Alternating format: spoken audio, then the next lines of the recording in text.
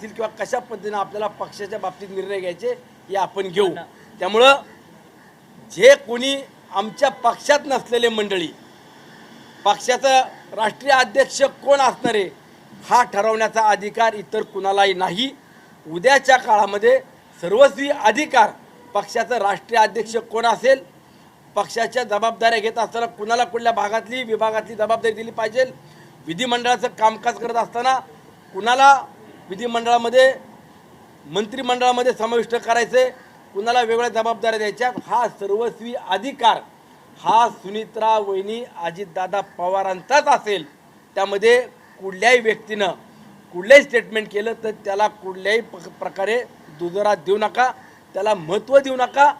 मी पुन्हा सांगतो 10-12 दिवसानंतर सुनित्रा वहिनी ज्या वेळेला प्रसार माध्यमांना बोलवून त्यांची भूमिका स्पष्ट करतील तीच भूमिका जाहीर असेल किंवा ती भूमिका योग्य असेल। अण्णा तुम्ही ज्या मावळ भागातून निवडणूक लढवता तिथे खरं तर भाजपच तुमचा मित्रपक्ष हा विरोधात आहे आणि तुमचा आता नेता गेलेला आहे, तर किती तुम्हाला ह्याचं सगळं म्हणजे किती खच्चीकरण झालं? हे बघा, शेवटी आता दादा गेल्यानंतरनं प्रत्येकाला पोरकं वाटतंच आज किंवा जो आधार असतो आपण काही प्लॅनिंग करून राजकारणात सुद्धा काम करत असतो, जनतेला आश्वासनं देत असतो।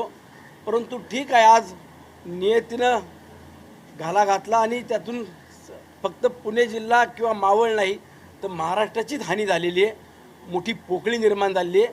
आणि त्यामध्ये स्वतः मुख्यमंत्री महोदय देखील राष्ट्रवादी काँग्रेस पक्षाला बरोबर घेऊन राष्ट्रवादी काँग्रेस पक्षाचे नेते मंडळी जो निर्णय घेत आहेत त्याला देखील अनुमोदन देत आहेत, त्याचं त्यांना देखील समर्थन करतात किंवा त्यांच्या मागे उभे आहेत। कालच्याच सगळ्या प्रक्रियेतनं आपण पाहिलं असेल।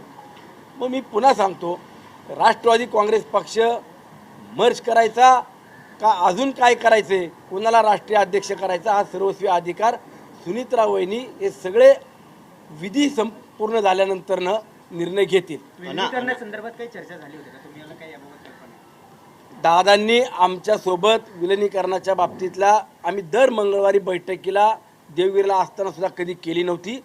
पण ठीक आहे, दादांची इच्छा काय होती किंवा काय करायचं हा नंतरचा भाग आहे। आज यावरती भाष्य आपण का करतो नाही, त्या विषयाला आपण सारखेच दुजोरा द्यायचं काम नाही करायला पाहिजे। परंतु जाणीवपूर्वक काय मंडळी तोच विषय तेच वारंवार चर्चा करतायत। मी तुम्हाला सांगतो ह्याच्यामध्ये सुनित्रा वहिनी आमच्या उत्तराधिकारी आहेत। जो निर्णय सुनित्रा वहिनी घेतील तो राष्ट्रवादी काँग्रेस पक्षाच्या सर्वसामान्य कार्यकर्त्याला प्रमुख व्यक्तींना जबाबदार असलेल्या विधानसभेतल्या आमदारांना देखील तो निर्णय मान्य असेल एवढंच मी सांगतो। ह्या ज्या चर्चा आहेत ना, एकंदरीतच ह्या ज्या चर्चा आहेत ना त्या शरद पवार साहेबांच्या वक्तव्यानंतर आहे। मुळात राष्ट्रीय अध्यक्षपदाबाबत किंवा विलिनीकरणाबाबत ज्या चर्चा होत आहेत त्या राष्ट्रवादी काँग्रेस पार्टी शरदचंद्र पवार पक्षाकडून होत आहेत, तुमच्या पक्षाकडून कुठलेही नेते त्या अनुषंगानं बोलत नाहीत। मग ही चर्चा कोण घडू पाहत आहे? अहो, अंतविधीच्या दिवशी सुद्धा आपण बघितलं असेल तर काही मंडळी म्हणत होते आता दोन्ही पक्ष मर्ज करायचे, एकत्र यायचे। ठीक आहे, हा नंतरचा भाग आहे। तुम्ही अंतविधी होऊन द्यायचे आणि आज या चर्चा का करता? काही कालावधी जाऊ द्या, 10-15 दिवसानंतर या चर्चा आपण करू शकत नाही। पक्ष मर्ज करणं किंवा पक्षाचा राष्ट्रीय अध्यक्ष करताना कायदेशीर बाबी सुद्धा तपासल्या पाहिजे। आजही कोर्टामध्ये पिटिशन दाखल आहेत, याबाबत कुणी चर्चा करतं का की त्यामध्ये आता कशा पद्धतीने पुढे गेलं पाहिजे? कायदेशीर तांत्रिक ज्या ज्या अडचणी होत्या त्यातला पहिला टप्पा काल सुनित्रा वहिनींना गटनेतेपदी त्यांच्याकडे जबाबदारी देऊन त्यांना गटनेता तयार म्हणून त्या ठिकाणी सर्वांनी एकमताने निर्णय केला आणि उपमुख्यमंत्री म्हणून दादांच्या खुर्चीवरती बसण्याचा आम्ही त्यांना त्या ठिकाणी आग्रह केला आणि ही पहिली प्रक्रिया पूर्ण झाली आहे। त्यानंतरनं पक्ष मर्ज करायचा, राष्ट्रीय अध्यक्ष करायचा, याला 10-15 दिवसाचा वेळ कालावधी जाऊ द्या ना, महिनाभर जाऊ द्या। आज त्याच्यावरनं काय आलंय का? विधिमंडळातल्या आमदारांना एक संघ ठेवणं ही पहिली कायदेशीर प्रक्रिया होती, ती पूर्ण करायचं काम काल झालेलं आहे। पहिला टप्पा पूर्ण झाला आहे। नंतरच्या कालावधीत या सगळ्या घटनेला किंवा सगळ्या चर्चांना सुनित्रा वहिनी स्वतः निर्णय घेतील, त्या सक्षम आहेत। अण्णा तुमच्या त्या जरी आज खचलेल्या असल्या तरी कोणाला दाखवत नाहीयेत मी खचले म्हणून। त्या स्वतः सक्षम आहेत आणि त्या महिला भगिनीचा आपण आदर केला पाहिजे. त्या स्वतः उद्या निर्णय घेतील तो आम्ही मान्य करू. मुख्यमंत्री चर्चा असं कोण म्हणतायत करतंय? मुख्यमंत्री चर्चा म्हणतायत कोण अजित करतंय? पवारांच्या मृत्यूच्या ही एक चर्चा कोण दिवसापूर्वी करतंय 2 आता? तास माझ्यासोबत मुख्यमंत्री नाही. उपमुख्यमंत्री अजित पवारांसोबत चर्चा झाली. त्यांनी जर असं काही त्यांनी इच्छा व्यक्त केली असती तर माझ्यासोबत चर्चा केली असती. प्रत्येक गोष्ट अजित पवार माझ्यासोबत शेअर करत होते. नक्कीच आपण जर पाहिलं असेल तर दादांच्या अकाली जाण्यानंतरनं मुख्यमंत्री महोदय सुद्धा स्वतः त्यांची जर आपण परिस्थिती पाहिली तर तेही आपल्याला खचल्यासारखे दिसत होते. त्यांनाही ते वेदना त्या दुःख ते सहन कसं करत होते आपण सगळ्यांनी पाहिलं. परंतु मी पुन्हा सांगतो राज्यामध्ये महायुतीचं सरकार म्हणून ज्या वेळेला राष्ट्रवादी काँग्रेस पक्ष शिवसेना भारतीय जनता पक्ष हा एकत्रितपणाने काम करत असेल या राज्यामध्ये सरकार म्हणून जर राज्याचा कारभार पाहत असतील तर आगामी काळामध्ये या बाबतीत विधिमंडळातले काही निर्णय असतील तर त्यामध्ये मुख्यमंत्री आम्हाला देखील सहकार्य करण्याच्या भूमिकेमध्ये आहेत. परंतु पक्षाचे निर्णय घेताना हे सुनीतराव वहिनीच घेतील या बाबतीत कुणी मनात शंका आणू नका. कुणी स्टेटमेंट केले आमच्या पक्षातले करोत किंवा इतर पक्षातले ज्यांना आमच्या पक्षाचे सदस्य नाही आहेत आमच्या पक्षाचे त्यांनी कधी आजपर्यंत पायरी चढली नाही असे लोक जर आमच्या पक्षाचे राष्ट्रीय अध्यक्ष ठरवत असतील ते जाणीवपूर्वक राजकारण या काळात तरी कुणी करू नये. शेळके साहेब, शशिकांत शिंदे यांनी अजित पवारांची शपथ घेत सांगितलंय की 12 तारखेला विलिनीकरण हे होणार होतं. आणि जयंत पाटील म्हणतात की 4 वेळा माझ्या इथे दादा आले, चर्चा करून गेले, जेवून गेले. मी तुम्हा सर्व पत्रकार बांधवांना मीडियाला हात जोडून विनंती करतो, आज दादा नसताना जे काही संकट या राज्यावरती पवार कुटुंबावरती आलेले या परिस्थितीमध्ये पहिलंच त्यांना सावरू द्या.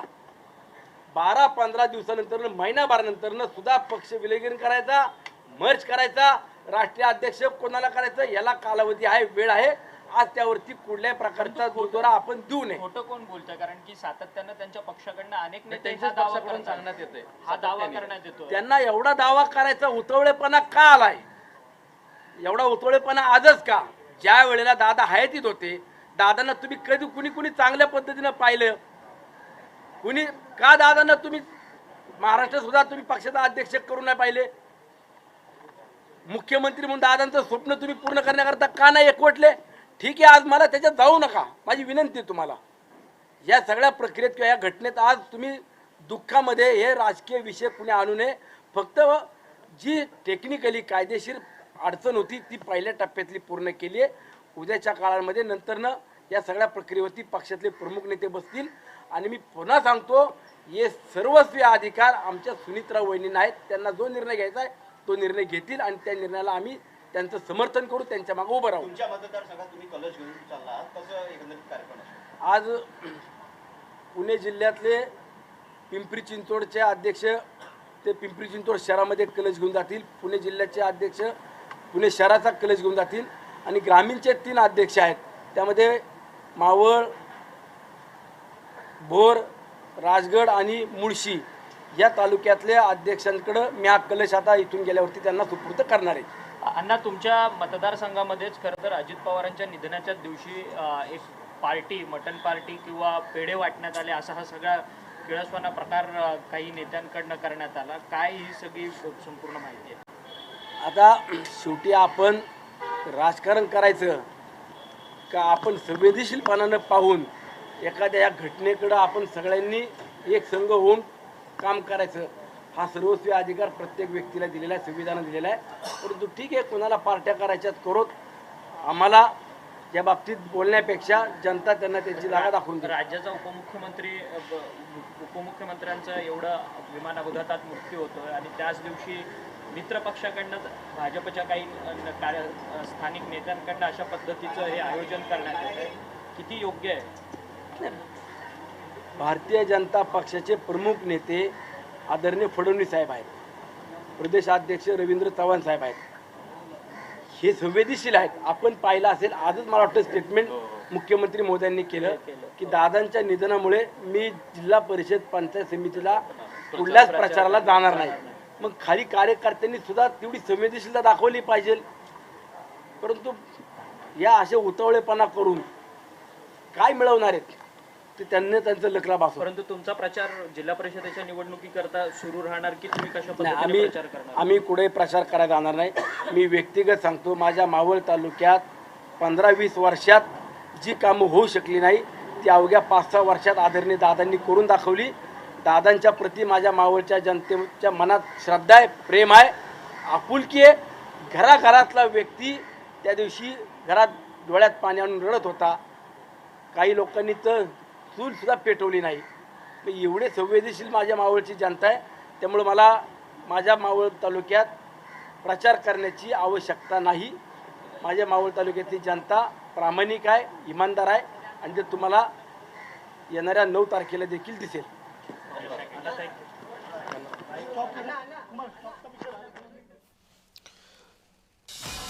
त्यामुळे विलिनीकरणाचा निर्णय न विचारता झाला नसता असं राष्ट्रवादीचे मावळचे आमदार सुनील शेळके म्हणतात. अजितदादांचं स्वप्न पूर्ण करण्यासाठी आम्ही काम करू असंही शेळकेंनी सांगितलं.